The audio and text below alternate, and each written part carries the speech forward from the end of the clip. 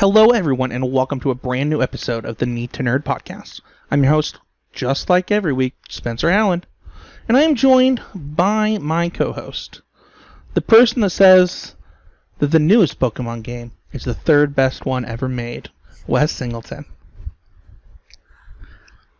I mean, everyone who knows that I love Pokemon Mystery Dungeon will know that there's no way this game was ever unseating Explorers of Sky. So, and then I will just personally be a stick in the mud about my favorite versions of the Johto stories.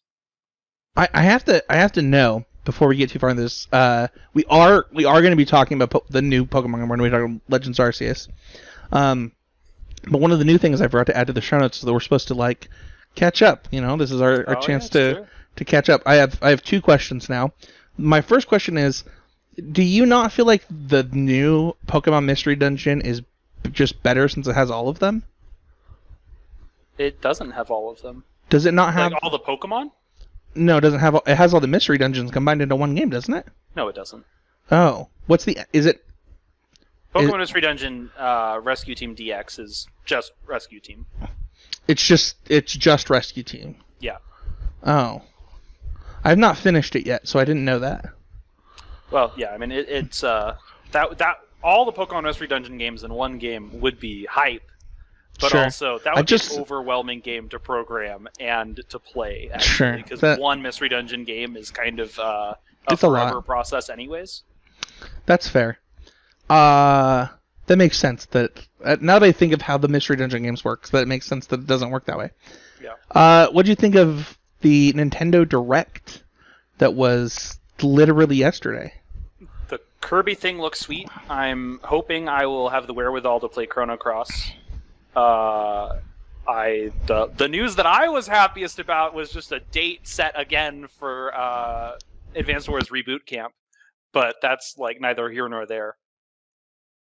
Well, I mean, one of the things that you were the most excited for in our podcast getting ready for this year was Triangle Strategy. That's true. That game is going to be fun. And I don't think I saw the trailer for it that was in the Direct yet. Man, if you had only just looked in the He's a Game Media Discord where I tagged you, you would know, West, that you can actually play the first 3 chapters of that game for free in a demo, I didn't know that. And it transfers your save data. See, but that has nothing to do with the Nintendo Direct, as per my knowledge, what was in the Nintendo Direct. That was in the Nintendo Direct. I didn't watch the whole thing. I only saw Twitter coverage. All right. It was a pretty good Direct. I thought that it was one of the better Directs. I mean, it's easily the best Direct in years, right? Since the first one in years. But one of the things... year? Has it only been a year? There was one last summer. Okay. Are you sure it was a full Direct? It was a full Direct. This is the one that had Metroid Dread in it, the one that had Super Monkey Ball, the one that had WarioWare. Okay. We did a whole episode on it. I believe that is probably true. The things that excited me the most were, the number of awesome ports coming to the Switch. I know people, don't get hyped for ports, but, Portals, right? That's exactly the one you're referring to? That one is so hype. I have not beaten the Portal games. I've played them, but I am actually super hyped for those. Honestly, the Switch's magic is how often it can get me to pull my wallet out for a game I've already bought.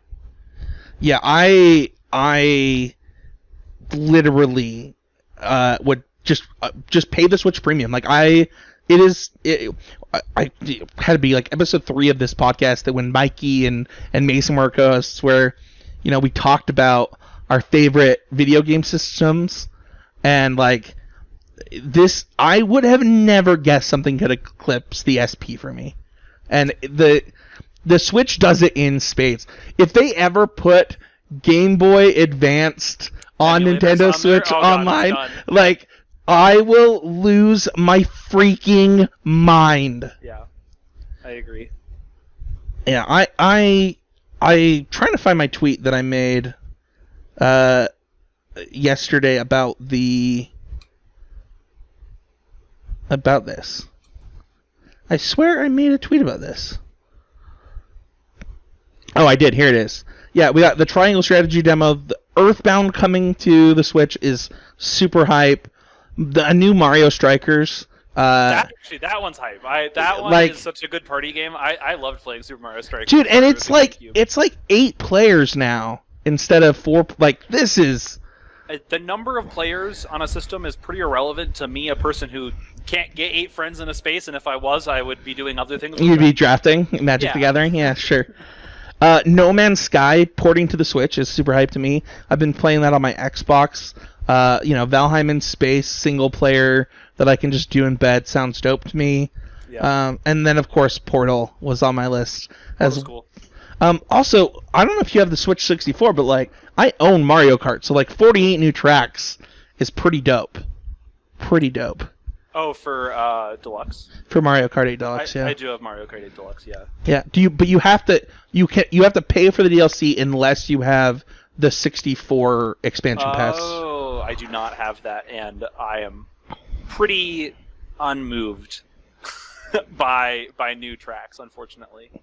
Interesting. I'm surprised. I mean, I don't know. Maybe I'm a 64 gamer more than like most people, but like that was my system growing up, so it was a pretty easy sell for me. 64 missed me almost entirely as a game player.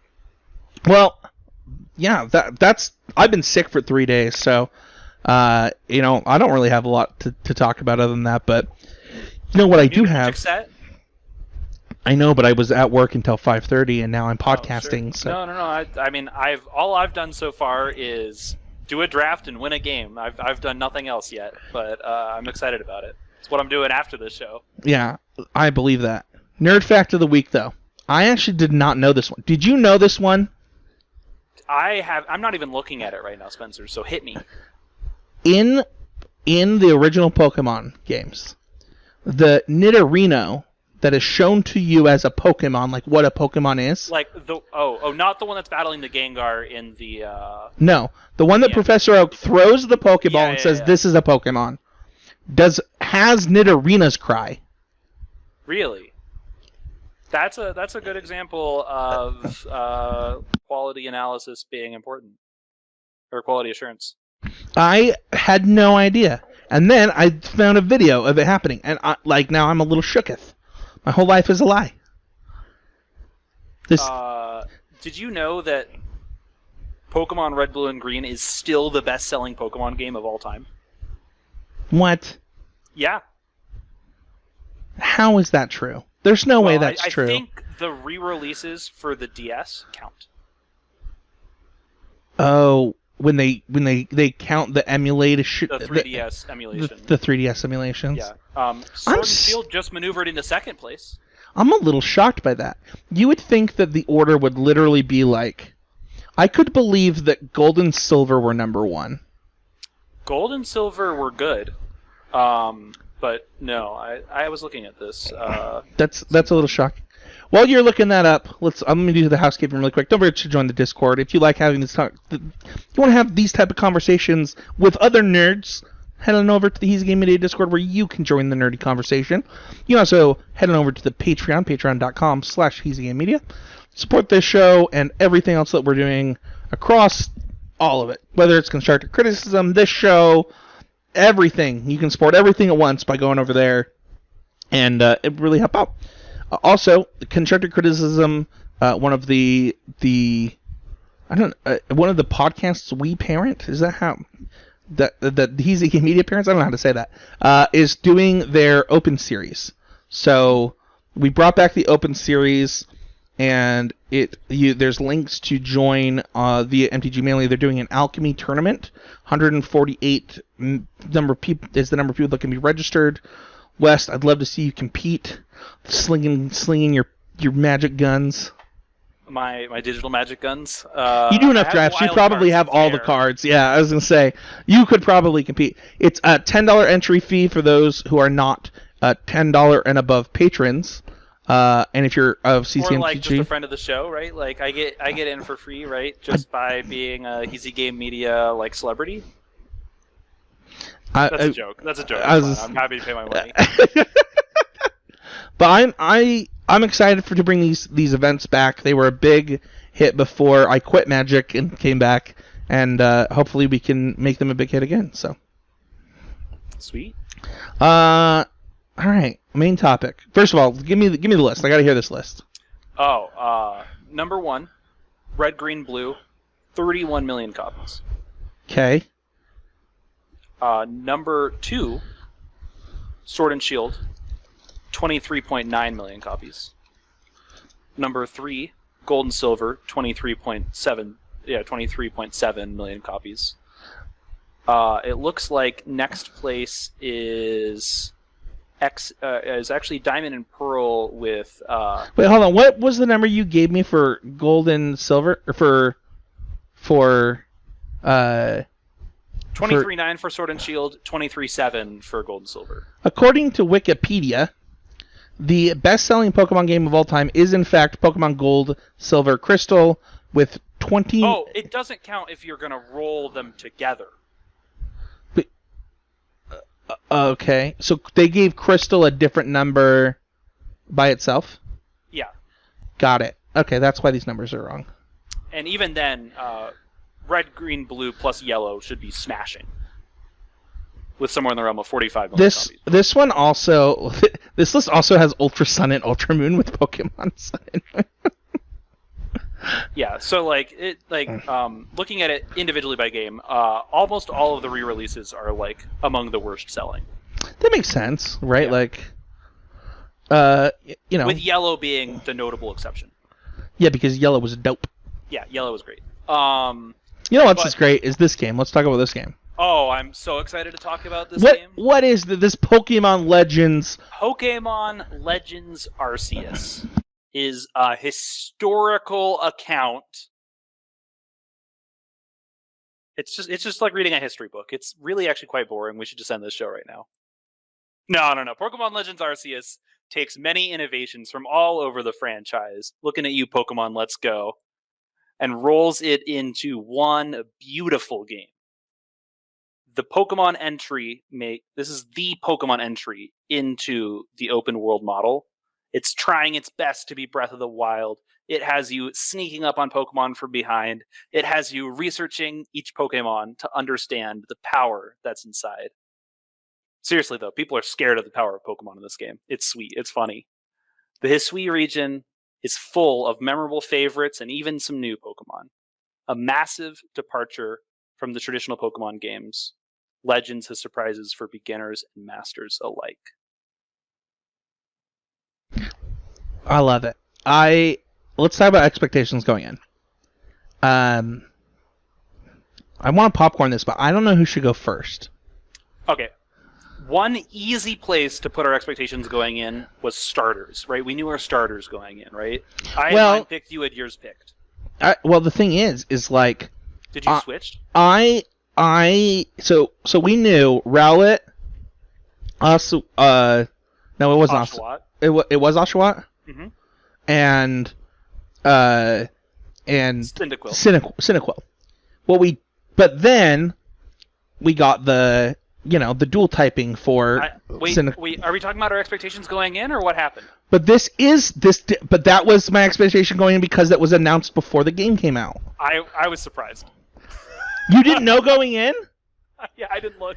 Oh my gosh. I was shocked when I evolved lava. Oh my gosh.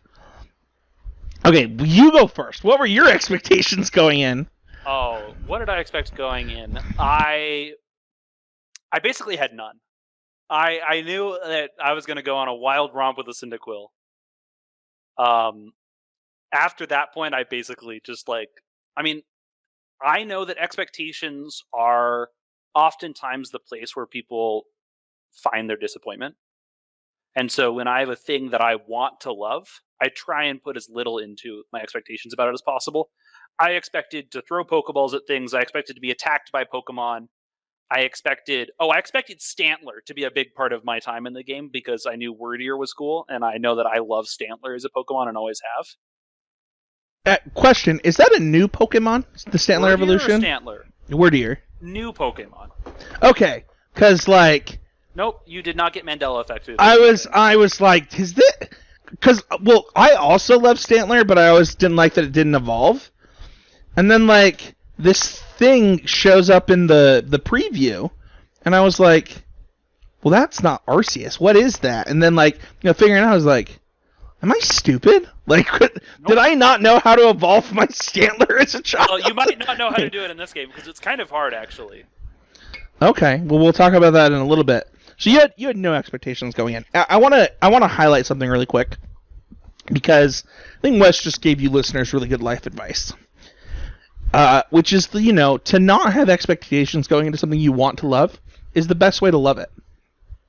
That's true. Expectations relationships, children, Star Wars movies. Well, Star Wars movies is a great example. I'm going to give an example that I don't think many people expect, because I had this theory about this as a young man, and there was this movie coming out. It was called Ender's Game, and I had not read a book called Ender's Game before. Oh. And I thought, you liked the movie. So I was like, you know what? I'm not going to read the book.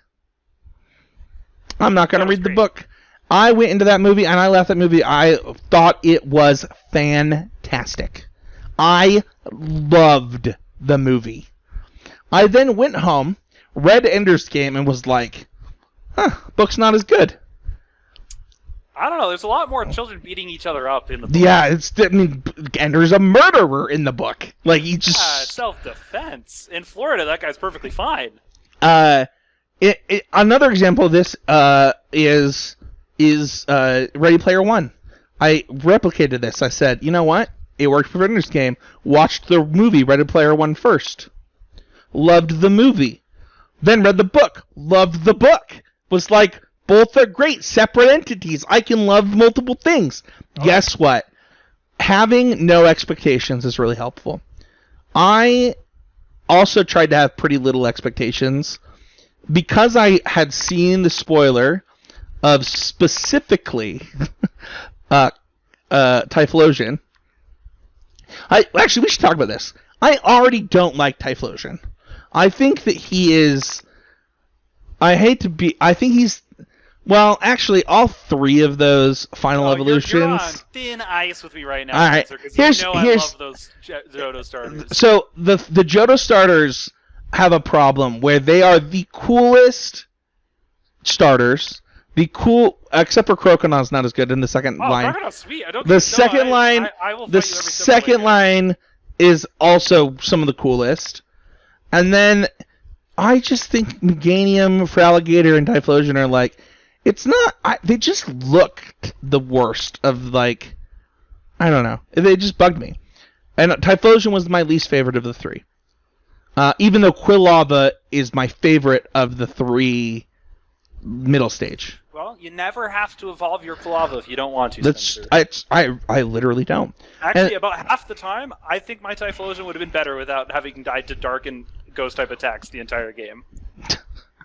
So I learned about the dual typing, and then when I saw that for some reason they changed Decidueye, yeah, I legit thought, do I want this ugly Decidueye? They took away like one of my actual favorite Pokemon from me. It's like evolving your Quilladin for the first time. Yeah, I know that feeling. Decidueye was already like top 3 sweetest final evolution why would you change that? That was my expectation going in. Is I can't believe they put in an existing type triangle on top of it. Is what it was, right? Ghost, Fighting, and Dark. Right. Wait, no, that doesn't even make sense. Ghost is actually like just the loser. I mean, it's not super effective against Fighting, but it doesn't take damage from it. Yeah, the whole I don't know. So going in, I was like, all right, well, I'm sad about my Decidueye, but there's so much cool going on here. A lot of people harp on graphics and stuff going into video games, and like I was like, I don't have any expectations. I was also blind until like a month and a half ago, 2 months ago, so yeah, graphics really didn't matter. Yeah, I actually never noticed how pixelated this TV that I play my Switch on is until I got my new contacts, and I was like, well, I need a new TV. Like, I hate this. Just running 720 because I couldn't tell the difference before.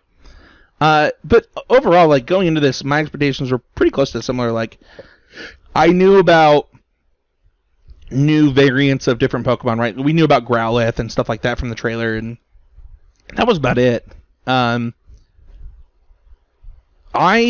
I think that one of my expectations going in though was like I wanted to be able to catch Pokemon in new ways. Like I expected to be able to do that, and that definitely came true for me. Hugely delivered. Yeah. And I don't know, kind of explore the world. One of my problems with the wild area we'll just go into this. Sword and Shield? Yeah, just my whole problem with Sword and Shield is that everything felt half-baked.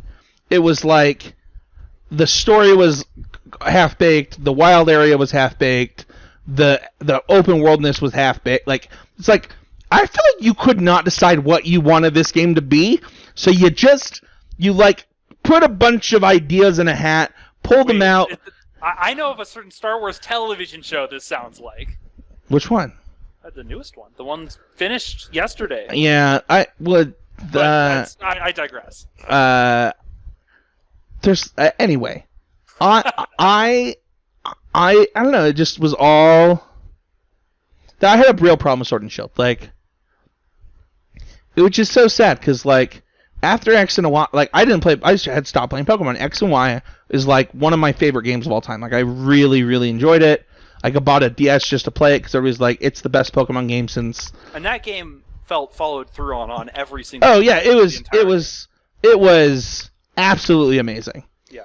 And you know, I didn't like the changes to the games with Sun and Moon. I thought I'm just a little.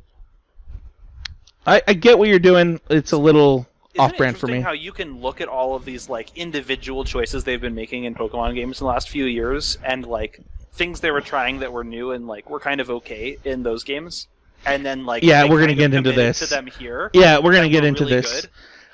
I think Sword and Shield is like the perfect example of like they showed. They are like, hey, here, try this. And people were like, no, you're not listening. We want this other thing. And then they're like, okay. Yeah. Here you go. So let's go into our own impressions. We clearly neither of us had like a ton of I was actually not expecting a lot. Like you kind of thought you might be disappointed? No, I didn't think I could be disappointed. I literally still haven't bought the DLC for Sword and Shield. Sure. Like I just like I was pretty upset. Like I haven't either, for what it's worth. That's impressive because like you love Pokemon. That says a lot. I think I don't know any of the Pokemon that are in the DLC either, so it's really funny when they show up in front of me these days. Yeah, like it's so interesting because like I'm pretty sure in the DLC you get to like pick between like a Blastoise and a Squirtle and a Bulbasaur or something too. So, but the thing is like after being disappointed by Sun and Moon and after being disappointed by Sword and Shield, like I don't even own a copy of Ultra Sun and Ultra Moon. I don't even own one. I really wanted to go into this saying like, you know what? If I just get a jump on top of a mountain and throw a Pokeball at the back of some stupid Pokemon's head that I don't like and not have it catch, that'll be worth like. Yeah. You know what? Dink. Yep. But man, it my overall impression, the high level look at this is it far exceeded my expectations. Because they were so low. Like I'd just been disappointed recently, and I don't know that they Breath of the Wild Pokemon. I don't even know that that's what happened. Like people like to make that joke, right? And like, but I don't. That's. They really do put the hang glider in the wrong part of the game. I'll tell you that. I'm actually playing Breath of the Wild right now with Maxwell, and we just got the hang glider last week, this last weekend. And it's the best thing ever. And you know, it opens up the world for you, right? But one of the things that this game does so differently is my overall impression of this game so far, and I'll just say this right at the start.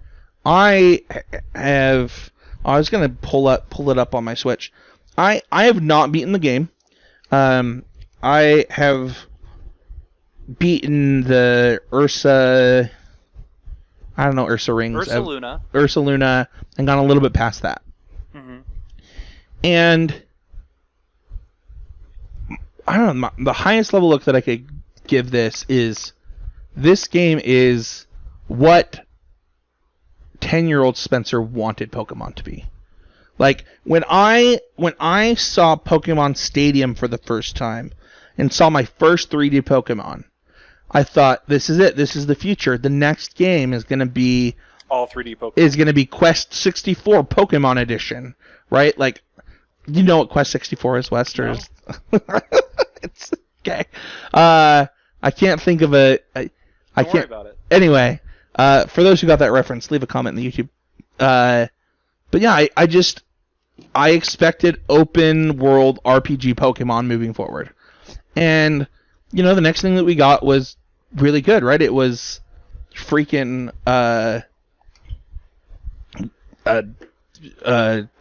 Snap, Gold and Silver. No, Gold and Silver. Oh, Gold and Silver out. Yeah. I'm sorry.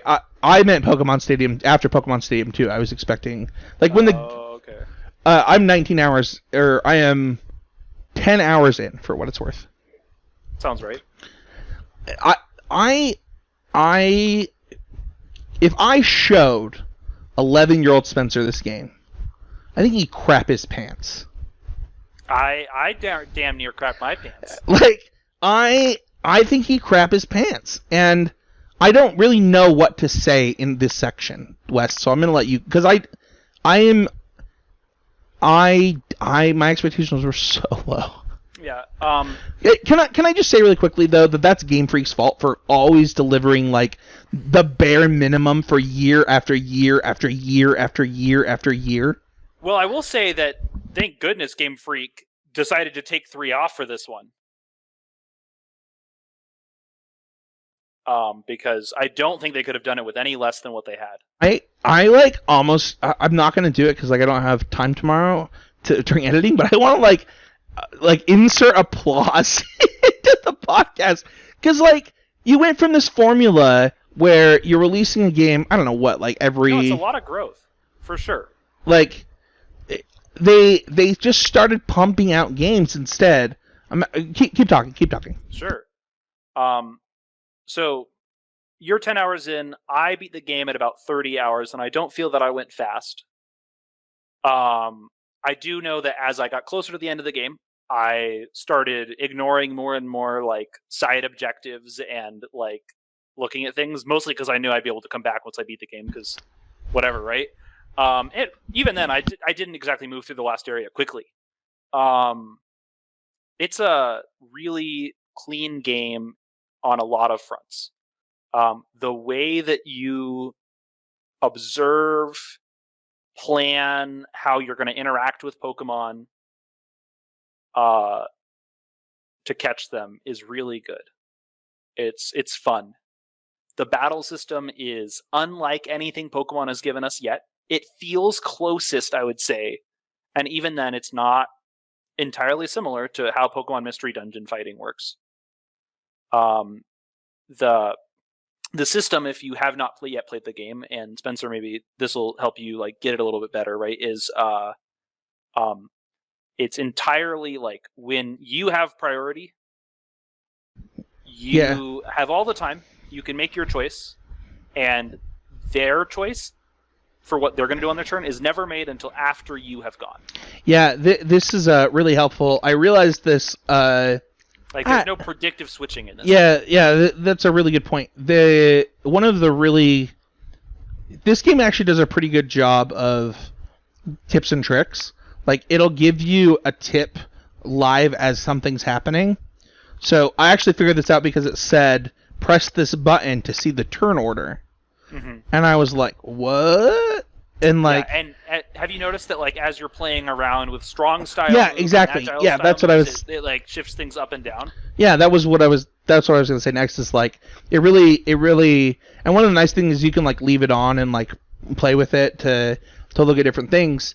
But it is a different combat system, but like a familiar combat system, if that makes sense. Well, it's far more similar to like action RPGs, right? Like it's if you're like a Final Fantasy fan, this is kind of a familiar system to you. And like other things that I think are kind of unique about it are that like Pokemon hit hard in this game, like all the way through this game. Right. Like I'll think I have a type advantage. I'll think like I'm over leveled compared to this thing, and it'll still just like if it goes before my Pokemon, just Mack truck. Yeah, this is a huge. We'll get into this later, but I have some thoughts on this. Well, and a big part of it is that you're not supposed to fight wild Pokemon in this game. Like that's not where your energy is supposed to go. You're supposed to catch Pokemon in this game.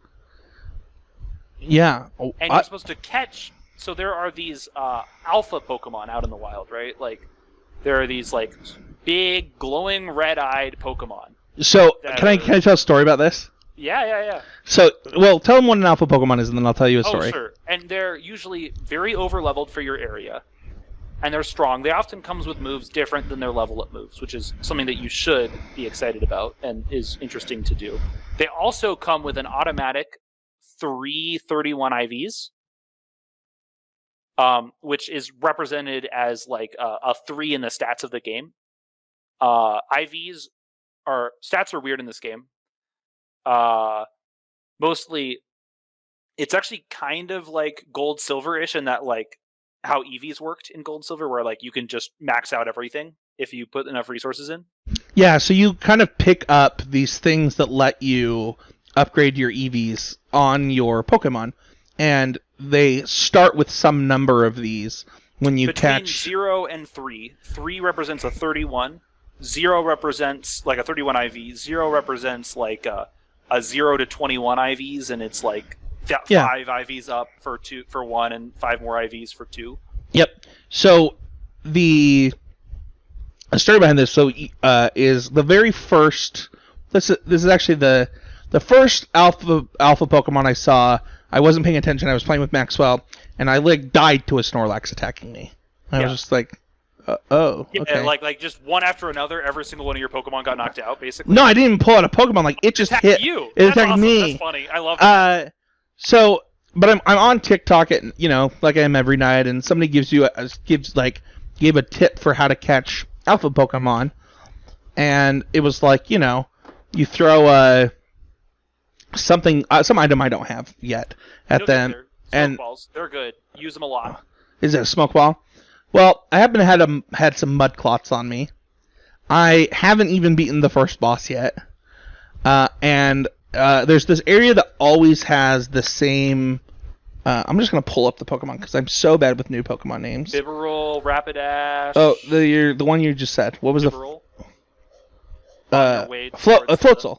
Oh, Floatzel, sure, yeah. So, and also, I don't know why it does this. Maybe this could be one of the tips and tricks you give us.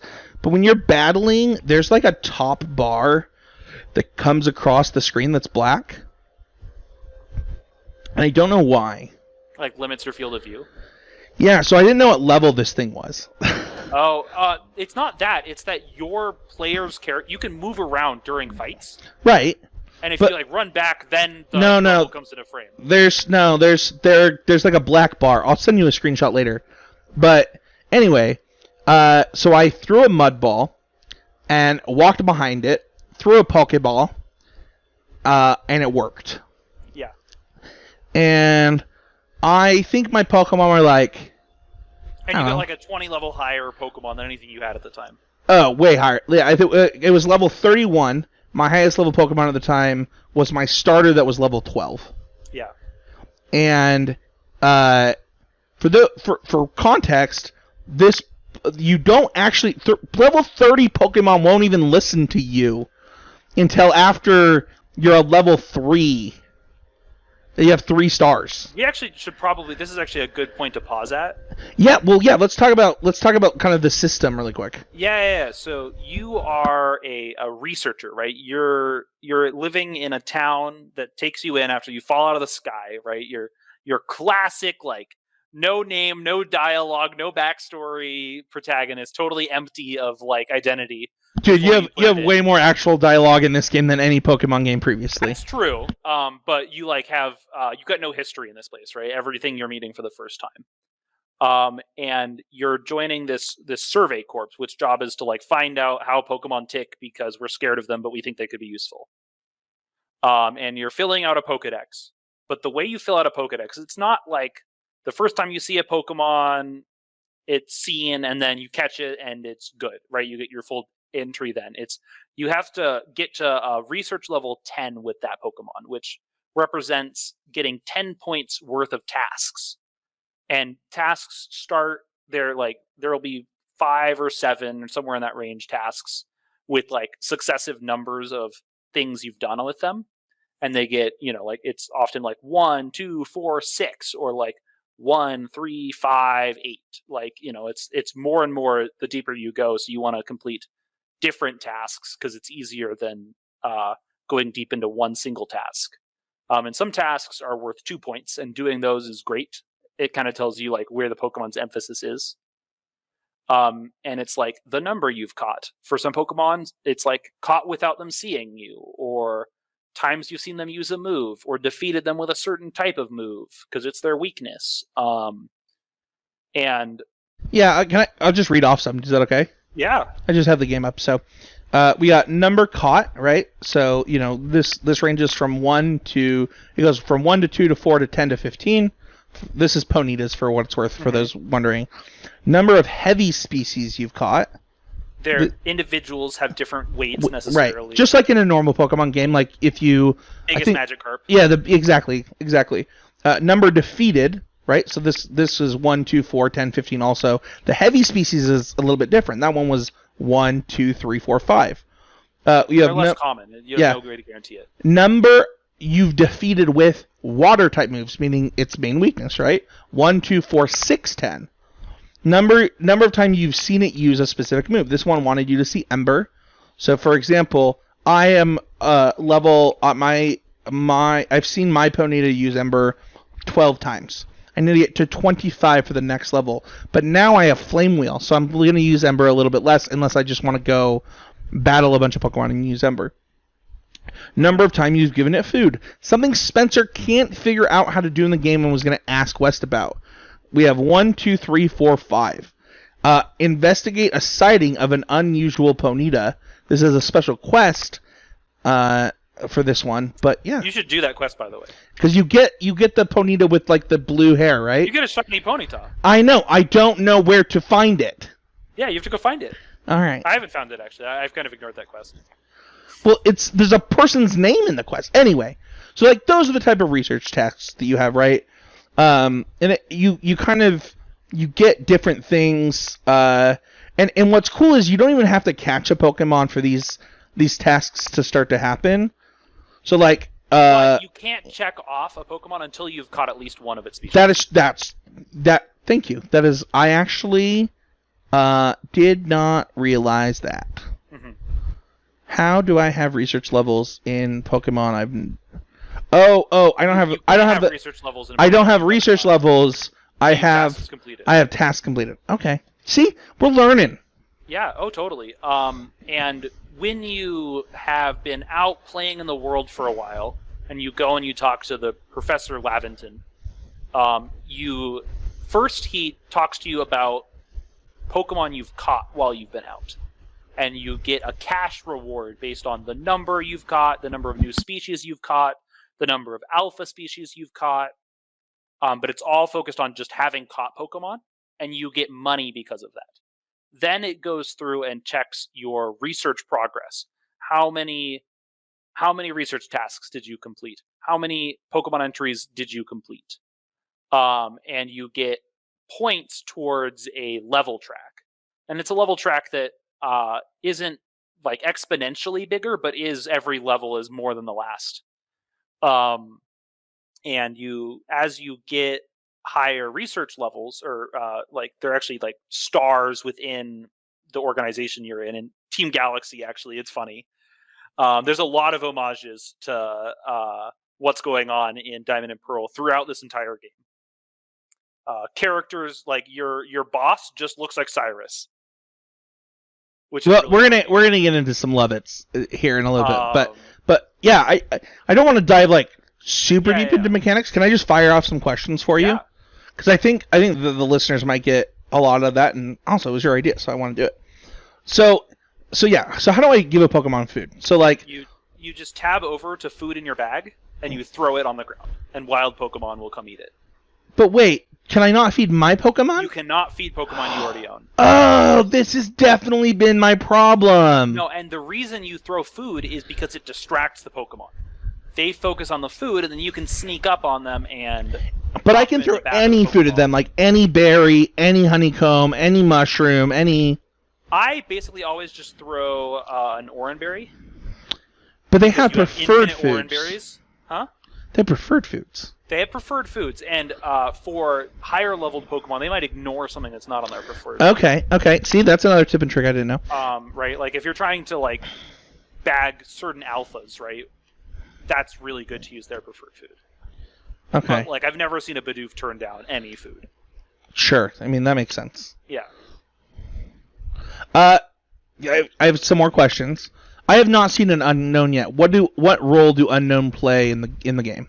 They are kind of like they're very similar. There's another thing in the game that's also like Korok seeds, but they're like Korok seeds in that they are just attached to things, and you like. For those who don't know, those are secret unlockable things in Breath of the Wild. Yes. My next question.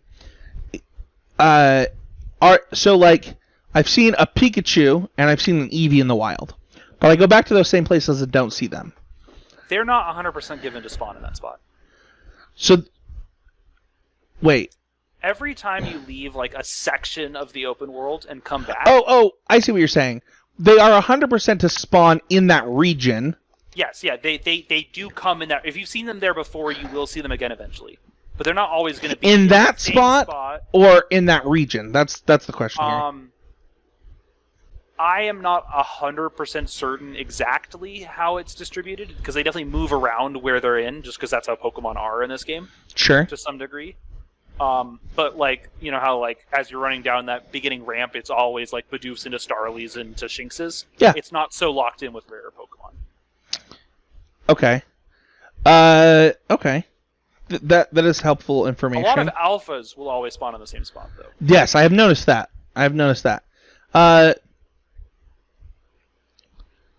Oh, I apparently have a shiny hippopotamus.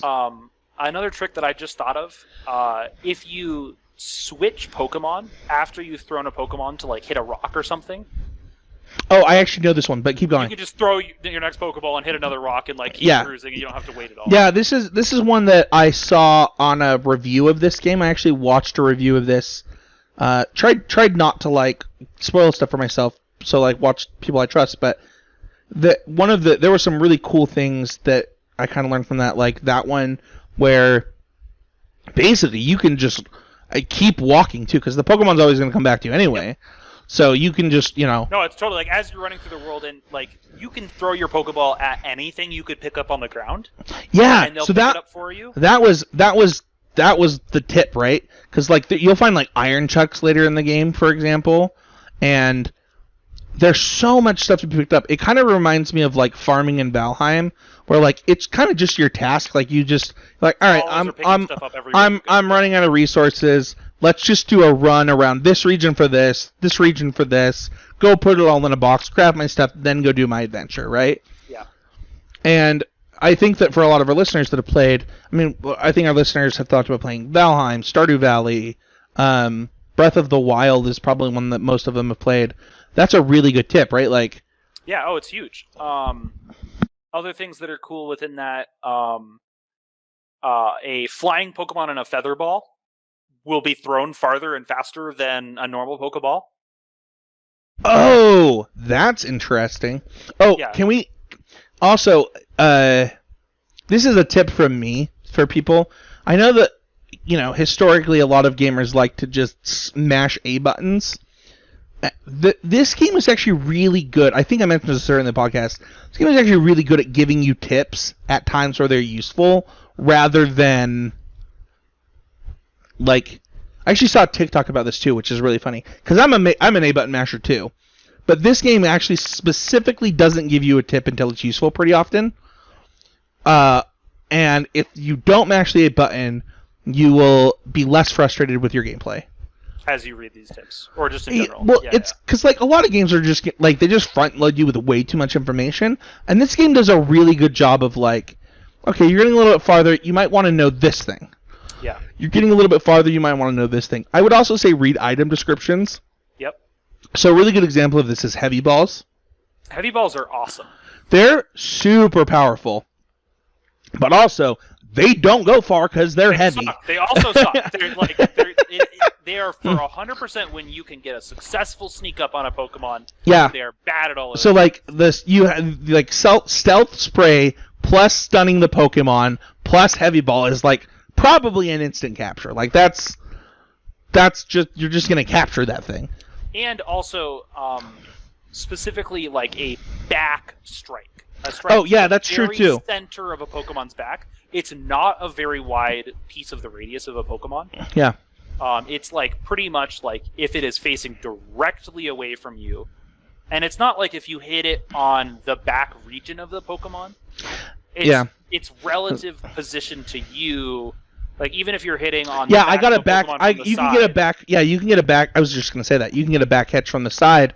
That's actually how I caught the alpha, the first alpha that I caught. Also, I would also say that like pay attention to alpha levels. It's not like for me, I wasn't doing this to start, and I have like pretty low level alphas that are worse than other Pokemon that I already have, that I've already spent a lot of stuff on their EVs and like stuff like that. It seems to me that like if you catch what you're gonna catch, but I would say that you're going to be. I've got a lot of alphas that instantly are upgrades to everything on my team. Yeah, I have two. I'm just saying, like, I have two specifically that I caught that were actually downgrades, sure. And I didn't realize it. And it probably wouldn't be hard to make them upgrades. So it probably wouldn't take very long. But yeah, should we move on from tips and tricks to Lovitz? Because I have absolutely. Can we do could be betters first? Because I kind of want to. Just in general the right way to do it. Yeah, I agree. Okay. My first one's a joke. No, you can do yours.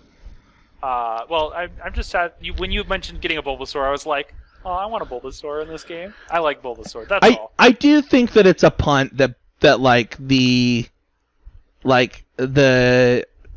original trio is not like.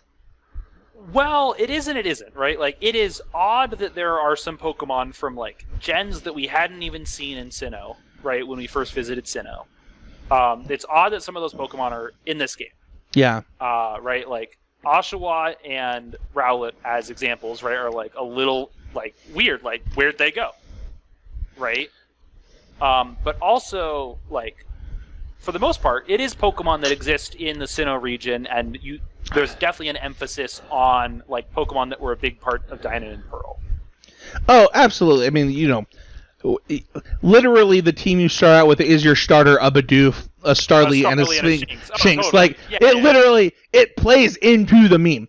And Ponyta being the only fire type in all of Sinnoh. Yeah, right? Like, it's also a part of it. It's just so funny. You can get, by the way, all of the Sinnoh starters in this game. Oh. And they're around, like, That's good to know. I have a few could be betters that I'll fire off. Really, the Bulbasaur one I think is a good one though. Or do you have more? I don't know why I'm stopping you. Oh, I think that the first 3 hours of the game are oftentimes a little slow. There's kind of a lot of talking, and there's a lot of there is a lot of talking. And basically, can I feel 100% of the time that when I am leaving the field and going back to town, that I am like choosing to put fun aside for a moment. Yeah, so this, I'm just going to add on to yours. I have one huge could be better for this game. And it is, I started playing Pokemon when I could read, right? But Pokemon has evolved past that. And let me tell you, if you had voice acting in this game, my son could play it without any help. True. He is 5 years old. He knows all of his letters. But like, he's this close to reading. Yeah, he can tell his moves apart. Oh yeah, read what they do, but he can tell them apart. Yeah, he can. He can see words and know what those words are. Yeah. Right, but like he can't read yet. He just needs to learn to blend. Once he learns to blend, he's good. This game needed voice acting. Like, I know that's a lot to ask of Game Freak because they have to. I think that we don't say this enough. Animating every single Pokemon in every Pokemon game. To be fair, timeout. They didn't do that in the last one. That's true. Let's just be clear. Are you talking about Brilliant Diamond, Shining Pearl? No. Well, that one too, actually. That's not Game Freak. That's true. I was talking about Sword and Shield. Okay, you're right. Oh man, I can't talk about Sword and Shield without getting mad. Okay, then let's not. They didn't give every Pokemon. They gave them animations in the wild area, in the, or whatever it's called. In your campsite. And your campsite, but they did not give them combat animations. That's fine. I don't care. Good for you. It bugged me for some reason. Like, this game is better because it only has to do 200 something odd Pokemon. Right. No, it's absolutely true. Also, I also loved that about, to be fair, Sword and Shield. I liked that they didn't have the whole Pokedex and they didn't have to worry about it. They could release something. I would rather them release something good than something subpar. Like, but I do think. Okay, so more good could be betters that I have from this game. Well, let me add on to your one that you have about the like. Leaving town, going back to town. No, just that one. But like you talk about how there's a lot of talking in the first 3 hours. If that talking was voice acted, it wouldn't feel as. It's meaningful. Yeah, I think that if they had done voice acting at least during the scenes while you're in the scenes, at least it would have been completely different. Yeah. I didn't need voice acting at all, right? But I feel like now to go into your other one like that, you feel like you're leaving fun. If I'm sitting down at the dinner table with Dawn's clone and Professor what's his name, and we're having an actual conversation that I can hear, it really elevates this game a lot, and it doesn't feel like it feels like, okay, I am leaving the fun zone, but I'm going to participate in this story.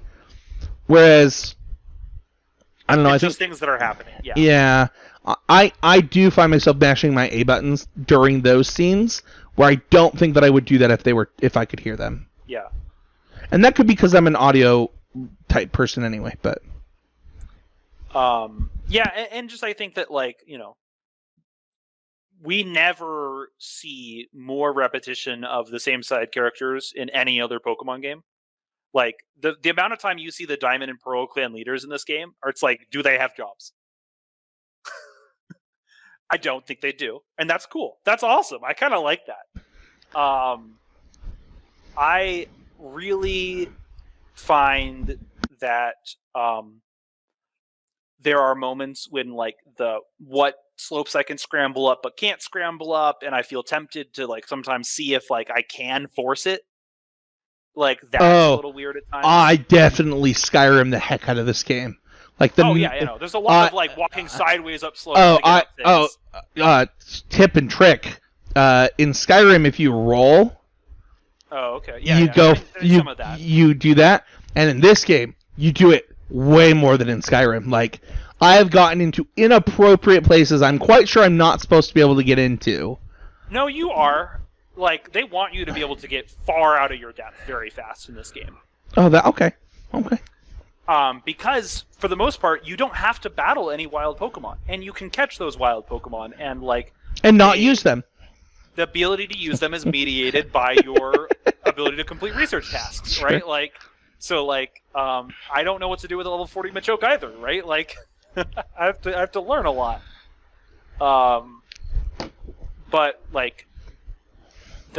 And also basically from the moment you get Wordier as a ride Pokemon, walking is wrong unless you're doing things.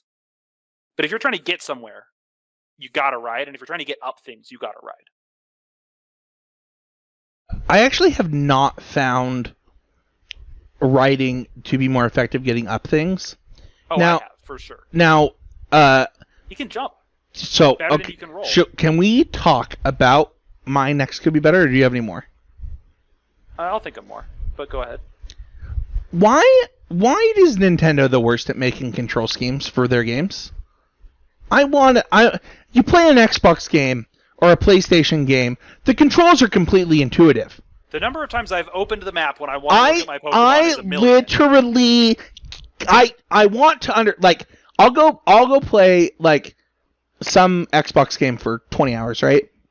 And then I'll be like, you know what this made me want to do? This made me want to play Breath of the Wild. I played Breath of the Wild for like 10 minutes. I'm like, who designed this control scheme? I should not be ZRing through tabs. I just don't understand. Yeah. And this game is a frontline offender with Breath of the Wild. Classically doesn't let you remap. Right? That's the double whammy. Right? It is. That control scheme that I can remap. I legit it's funny because to get to the freaking screen to read those research tasks, I was looking at my overlay, looking at my controller. It should not. Why is it I agree. why does my plus button do literally nothing in this building? My minus button opens my map. Yep. What? And then my up button is my back. And your Pokemon. Oh, and your Pokemon. That's true. It is. Also, it took me a long time to figure out how to save. Can I give you a tip though? Oh, dude, saving took me a long time to figure out too, and I actually lost. I was really. Actually, this is a huge could be better.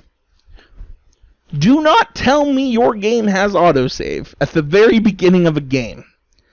And then don't autosave after I do the first 3 tasks of the game. Wait, really? Dude, it doesn't autosave until It autosaves between places. It autosaves when you catch a Pokemon. It does not. It does not. It does autosave when you catch a Pokemon. Hold on. Time out. I went not the first 3 Pokemon you catch. Okay, maybe not those ones. I went all the way to inside my house to sleep, and it did not autosave. Wow. Okay. I mean, yeah, that was a complaint in Brilliant Diamond Shining Pearl too. Is that saves were not clear when they would happen. And here's the thing, I have a real problem when I lose the save data at the beginning of a game. It is it makes you it's stop playing the game. Excruciating for me. Yeah. I was actually worried about doing this podcast. I was like, I don't know if I'm going to do it. And I was texting a friend of the show, Matt Kling, I have to play this game, but I know that I have to play the first 15 minutes again. And it sounds excruciating to me. It's actually the ADHD person's nightmare. Oh, dude, I was in hell the whole time. Yeah. But no, the control layout is I thought that Breath of the Wild was the worst it could possibly get. Because let's be clear, that game's control scheme is terrible. I do have a tip though. I switched to the GameCube controller for this game. Not as bad. Nicer? Huh. Yeah, it makes sense. The D-pad's bigger? The D-pad is a real D-pad. It's bigger. Also, having the X button be how you switch stuff isn't as big of a deal because it's directly to the side instead of right in your face. And then roll being the other side button is pretty nice. Yeah. You're looking at your controller. You're I want to try. No, this. I've been playing on the cool third-party Joy-Cons that you suggested to me, and I've been pretty happy with them. Oh. And I think that just in general, I don't know, I've definitely lots of times I open the wrong menu to get where I'm going all the time. Of course. Oh, dude, this game's control scheme is a nightmare. I think those are all my could be betters though. But it all transitions. Quickly, which is nice. I do have one more. You actually mentioned it in the show. I think that the damage output by Pokemon makes actual 0 sense. I've thought about this a lot, and level to damage to typing to it almost feels random. Well, technically, it's always been a little random, but yes, I agree that there are times when I do not understand how it plays out. Like, my Pokemon died to a tackle from an 11 level lower Pokemon that, like, I just... What? That's obviously hyperbole and not a real example, but there have been multiple times where I'm really confused. Basically, anytime I feel like my Pokemon are taking super effective attacks... Oh, they're gonna die. Fainting. Yeah, they're gonna die. They're fainting. Thank you. And revives are expensive. It's not called fainting anymore either, though. It's called... Is it not fainting? No, they changed the name again. Okay. Anyway. Doesn't bother me much. That part. Well, I said the wrong thing, and I was reading the screen to Maxwell. And I was like, oh, that's not what it says. It says... I don't even remember what it said. Those are my biggest complaints. I have a lot of love-its, though. Oh, yeah. The game is... Okay, pop off. Go. You go first. Oh, I like crafting Pokeballs. That's fun. Oh, dude, I heard a lot of complaints about the crafting system, but, like, dude, the fact that I can craft, like, just the fact that... Hold on. They took also, the best part about... Oh, go ahead. All prices in this game are, like, the price of the whole item is literally just the cost of components. Yeah. Also, I have a question for you. If I catch 11 Starlies, what do I get in monies? I have no idea. Ooh, we should know that for the listeners. It also is dependent on your level within... Because you get more... Now I need to go figure this out. Now I'm sad that I leveled up. But basically, unless you are wasting Pokeballs or wasting resources in trying to sneak up a Pokemon, it is always... net positive? Yes. That's good to know. Cool. And when accounting for, like, the things you scavenge, and, like, maybe you're like, oh, I don't want to go buy all of the, like enough of, like, Great Balls or whatever, but I am willing to go I've literally never bought a Pokeball or but I am willing to go buy, like, some for a good bit cheaper of the, like metal shards that I need, the iron fragments that I need in order for that Pokemon ball, like, and that's, like, more cost efficient. That's fine by me. Also, quick tip, the quests where it's like, go give this guy 3 of this root and I will upgrade the shop. One of the Ginkgo clan merchants just sells all those things, and you can just go buy 3 and then go finish the quest right then and there. Dude, that's dope. Pop off, though. I want more Levitts. Oh, I love all the homages to characters in Pokemon. There is literally a character that is just from a mainline Pokemon game that is just in this world and no one knows why. I have... And he's awesome. I love him so much. So I have a few things that I want to... I actually really loved that I was playing Brilliant Diamond Shining Pearl before playing this game. Yeah, it was well timed. Like, obviously they knew that, and that's why they hired another company to make that happen, and so that they could put more resources into this.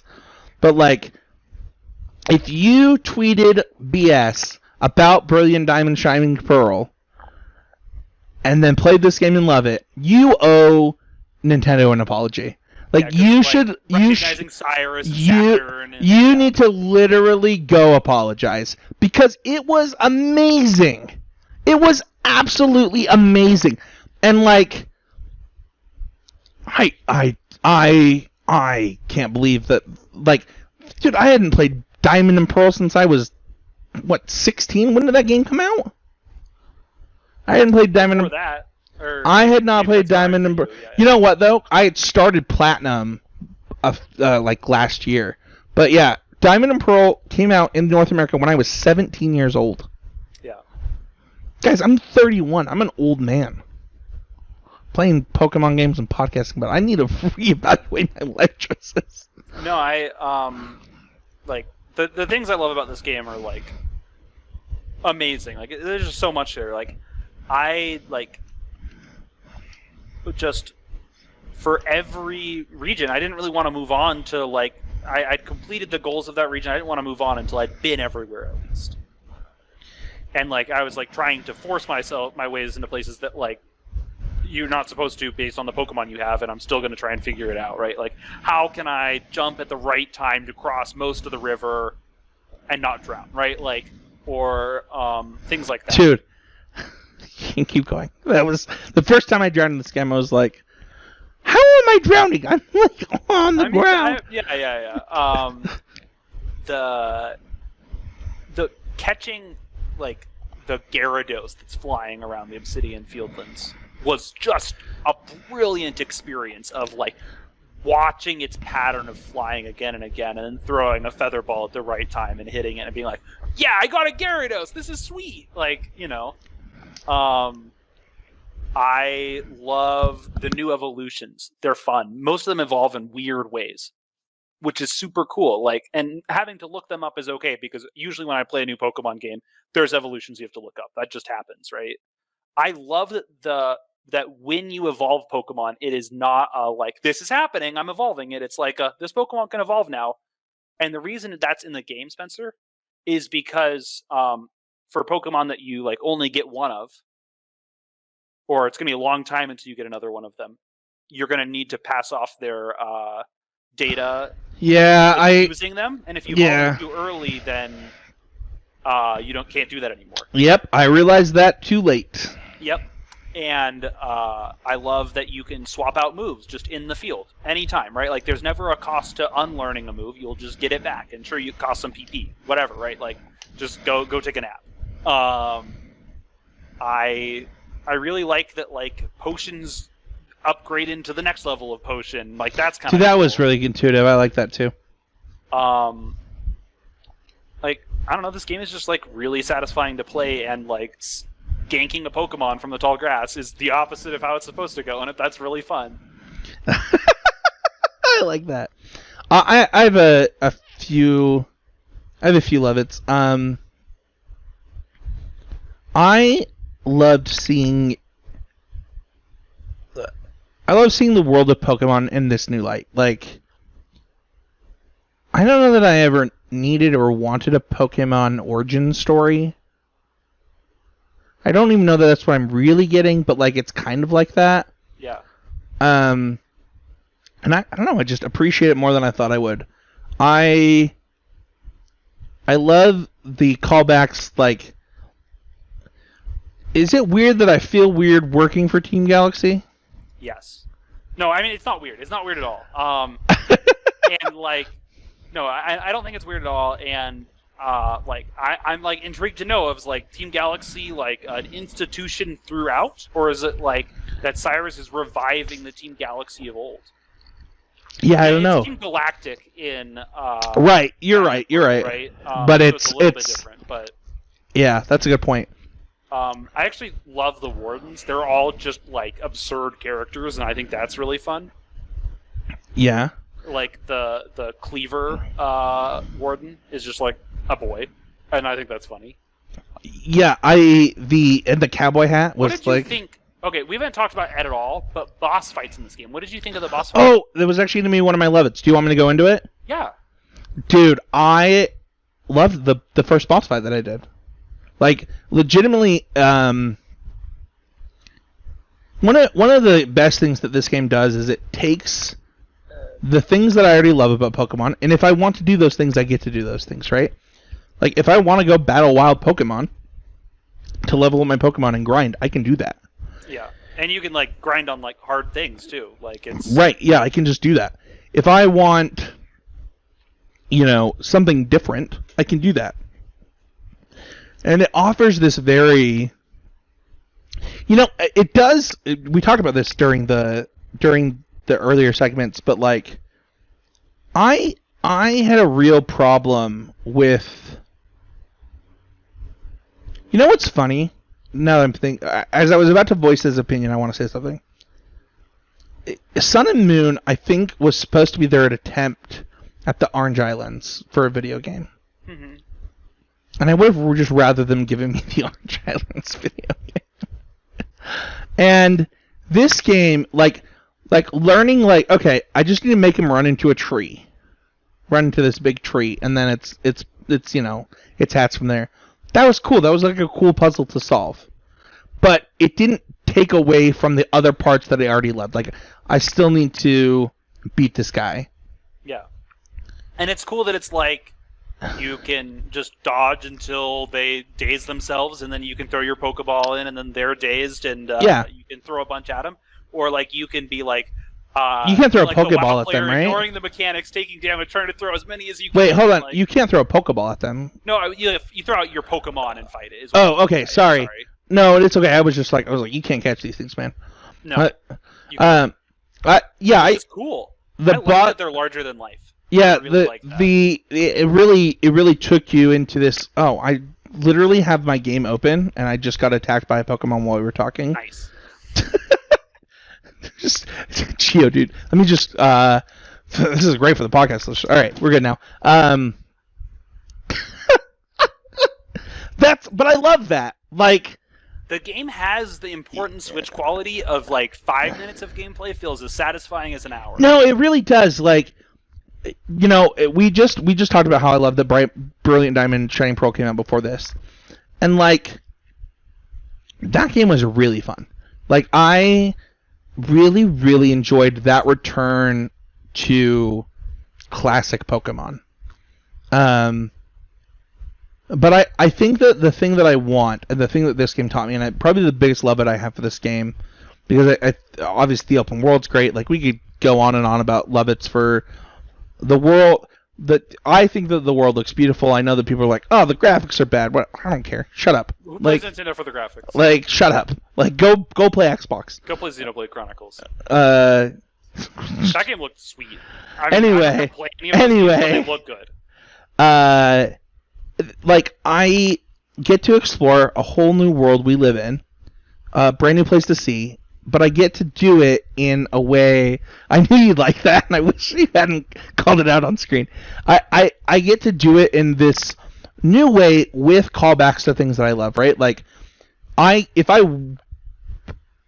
walk up to a Pokemon, I can battle it, but I also don't have to. Do you know how many Zubats I just caught out of spite in this game? Yeah, I don't want to deal with you. Like, straight up, just like, you know what, actually, thank you. And when you're well and truly done with them, you can just hop on Wordier and ride right past them. Exactly. I think this game... I don't want to say it, because I don't want to be held to it later. It could be my favorite Pokemon game ever. Like, I haven't beaten it yet, but, like... It might be Ruby, Sapphire, and X and Y, dude. Like, it's got like, there are things in this game that no other Pokemon game has ever come close to providing.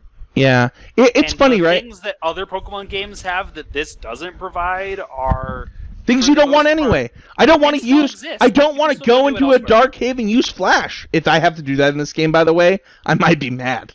For what it's worth. I do not believe that is ever a concern. Do not worry. Okay.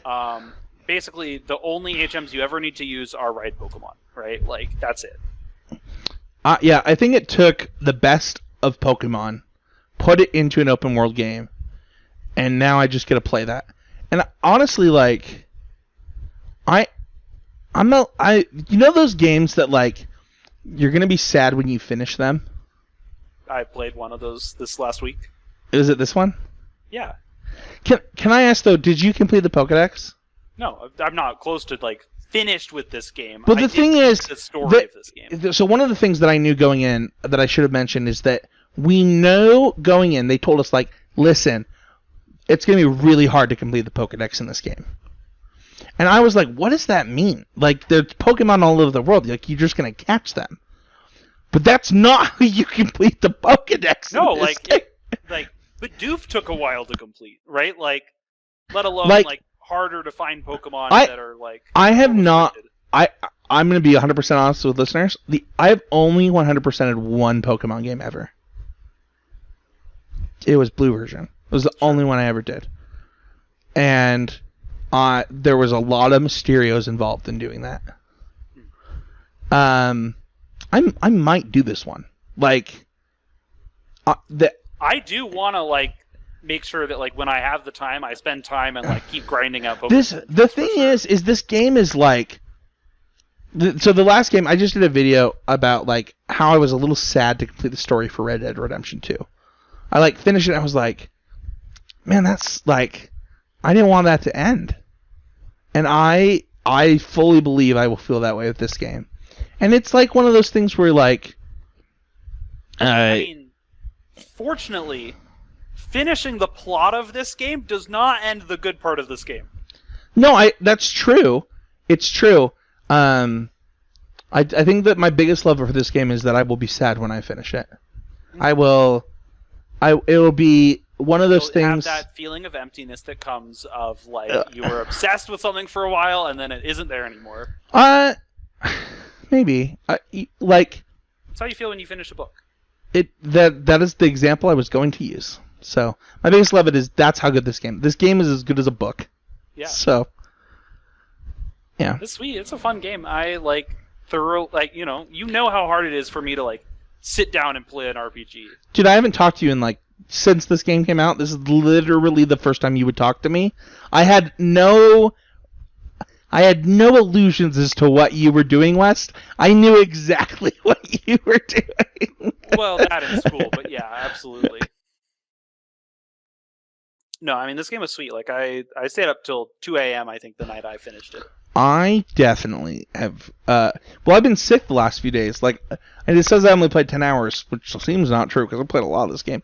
But yeah, the next thing on our show notes is like, I feel like I didn't give enough love-its to this game, but I feel like I would just play it. You're gonna love things in this game. Yeah. There's too many to name. I love the outfits my character can wear in this game. I love headbands. That's a huge love-it for me.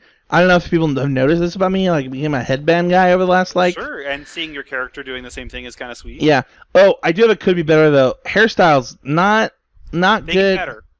Oh, that's good to know, because they suck at the start. At a certain point, like, you're asked by the hairstylist, like, can you go catch this Pokemon and show it to me, because I want to learn from its hair. Cool. The next point in our show notes is why should people play this game, but, like... Did we not do it already? Honestly, you probably wouldn't have gotten an hour and however long this is, like an hour and 10 minutes or whatever it is now, into this podcast without wanting to play this game. But if somehow you did, you should just go buy this game. It is revolutionary. I hope I get Legends, Mewtwo, Legends, Mew, like, I don't even care. The name Legend Suicune. I do want to play Pokemon Legends Rayquaza. That's going to be a sweet game. Pokemon Legends Mewtwo might actually be like... Mewtwo can't work. Mewtwo's not a historical figure in Pokemon. Okay. I don't like where you're going with this. I mean, I'm just saying, like, Mewtwo didn't exist until it was made in the laboratory. Alright, whatever. Pokemon Legends Mew sounds like a great game. That sounds great. I would love to go play Actually, that game does sound... Now that I've said that out loud, like, I want to go play that game tomorrow.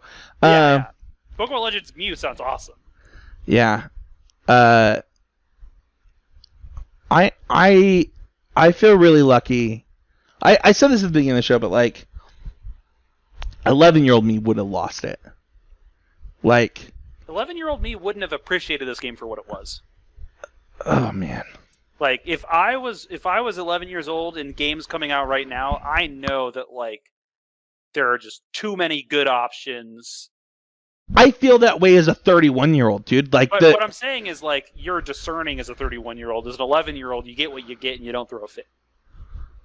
Yeah, that's fair. Who gave me disposable income? You're an idiot. Thank you, everybody, so much for listening. You can find me at Spencer H. You can find West at East_monotone. You can find the show everywhere you can find a podcast. I want to quickly, before we talk about liking, subbing, and reviewing, talk about something. Our podcast is hosted on a platform called Anchor. And Anchor is owned by Spotify. And while I wish very deeply that we could remove ourselves from Spotify to protest some of the stuff that's been going on, we can't. It is not feasible for us to do so. So I would ask you this. If you are listening to us on Spotify, go to another platform. and review us there and like us there. We're on YouTube. We're on iTunes. You want to say something, West? Well, I was gonna say that. This is how monopolies work, like right? Like don't boycott Spotify because of Joe Rogan. Boycott Spotify because paying artists real money for what they make is good, right? Like, and Spotify doesn't do that. Well, yeah, we the platform that we're on has advertising for what it's worth, and our podcast has ads on that advertising. West, how much money have I paid you from that advertising? You still haven't even gotten the already existing used headphones that you said you would give me? Oh, they broke. No, but I'm saying as an example of how much you paid me. No, like literally, we've made $0 from this podcast on a platform where we're. I mean, West, I haven't told you this, but we've broken 1,000 listeners on that platform. Cool. Like 1,000 and like $0. Yeah. Well, I mean, YouTube wasn't going to turn up any money either, right? Like, we're not eligible for money on YouTube. I'm just providing your point the same way, right? Like Spotify is streaming everywhere is really not the way to make money. In making art, if you appreciate an artist, and if that's us, if that's someone else, go buy their stuff on Bandcamp, go to their Patreons, go buy their merch. Yeah, in all honesty, like, while Joe Rogan is the, what's the word I'm looking for? I want to say trigger, but I don't. The straw that breaks the camel's back. Yeah, while he's the straw that, like, listen, anyone who pretends anything other than like Joe Rogan's doing, like, doing damage to the world is just wrong. Like, but that's not the problem here. The problem here is that they are prioritizing him over the actual people that make their platform what it really is, which is the musical artists, the podcasters, it's not the Joe Rogan Spotify. It's exclusive podcasts to Spotify have always felt weird to me. Yeah, that's true. Like, that part just in general felt odd. It's like, that's not how podcasting seems like it's supposed to work. Like, how is it a podcast if I can't get it in RCS feed? Oh, right? Or an RSS feed. But I have a bigger question, because I've actually never looked into this. How do you get the Joe Rogan podcast exclusive to Spotify if it's a video podcast? That's an even better question, and I think we should stop our discussion right there. Like and sub and review. Just do it everywhere else but Spotify. And maybe they'll take us down. Maybe they'll be like, you know what? We don't need your 1,000 listeners. Bye. We are so inconsequential. I know, it just doesn't even matter to them. Next week, West. I put this in here, but I wanted to post. Do you actually know what we're talking about on our next show? In 2 weeks. In 2 weeks, yes. I believe correct me if I'm wrong. My vision is like a dark moment, and then like a silhouette of a being, and a red lightsaber. We're watching the sequels, right? I believe our next episode is the Star Wars sequels. Yeah. And it is my most. I'm thinking the Force Awakens trailer. You're thinking the Force Awakens trailer. It is. I'm not gonna lie, man. This is my most dreaded episode to create in the show's history. And so I just ask the listeners that when you listen, know that I've been scared to talk about this for a long time. I'm like legit terrified. Okay, one of our most consistent things we've done as a podcast is say let Star Wars fans love Star Wars. It's true. So if you're still here, but you're going to bring the vitriol when we make that episode, wow. I was sick the last 3 days and I watched all of them. Nice. And I have some thoughts. So in 2 weeks from now, we won't be talking Book of Boba Fett. We'll be talking the Star Wars sequels.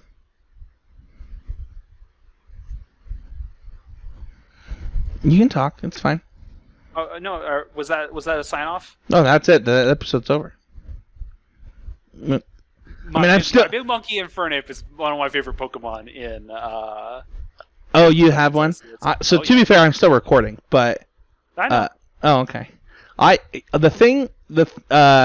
want to say this for like the post show. I am so sick of Star Wars fans. Like, the number of people that are like, oh, that show was so corny. I'm like, have you watched A New Hope? What part of Star Wars isn't corny? Actually, when it was the Star Wars, it wasn't corny. Wouldn't that The make moment you make it part of a series, it's corny. I'm telling you. Okay. No, I don't know. It's all corny.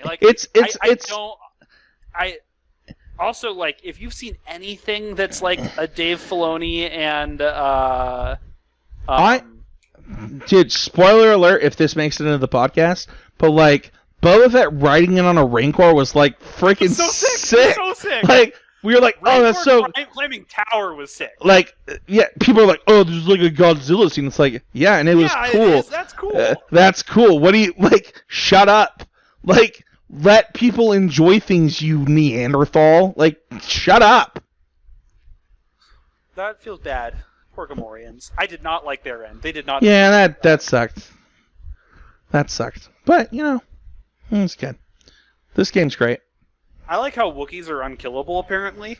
Yeah, that was. And the Gamorreans. Hey, we don't know what happened when those 5 guys got on top of him. That's something for Pornhub to figure out.